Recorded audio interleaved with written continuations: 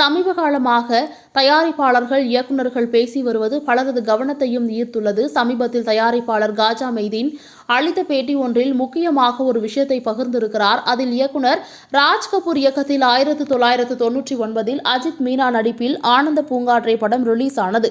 அப்படத்தில் கார்த்திக் ஒரு முழுநீள கேமியோ ரோலில் நடித்தார். பாட்டு வாத்தியாராக இருக்கும் கார்த்தியிடம் பாட்டு கற்றுக்கொள்ள வரும் மீனா, அவர் மீது காதலில் இருக்கிறார் என்று மீனாவின் அப்பா விஜயகுமார் தவறாக நினைத்து விடுவார். இதனால் கார்த்திக் ஊரை விட்டே கிளம்பும் போது அவரை கொலை செய்ய விஜயகுமார் ஆட்களை அனுப்புவார். இதை தெரிந்து கொண்ட மீனா அவரை காப்பாற்ற வரும்போது கார்த்திகை குத்தி விடுவார்கள். அப்போது கார்த்திக் தன்னுடைய மகனுடன் ரயில்வே டிராக்கில் மாட்டிக்கொள்வார். அதன் பின் மீனா வந்து அந்த குழந்தையை மீட்டுவிட கார்த்திக் இறப்பார். இந்த காட்சி படமாகும் போது கார்த்திக் அந்த குழந்தையுடன் ரயில்வே டிராக்கில் மாட்டிக்கொள்ளும் போது ரயில் அவரை நெருங்கி வரும். ஜஸ்ட் மிஸ்ஸில் அவர் ஜம்ப் ஆகி வெளியில் வந்து விடுவார். இந்த காட்சி படமாகும் போது அங்கு கூடியிருந்த 2000 பேர் பதறினார்கள்.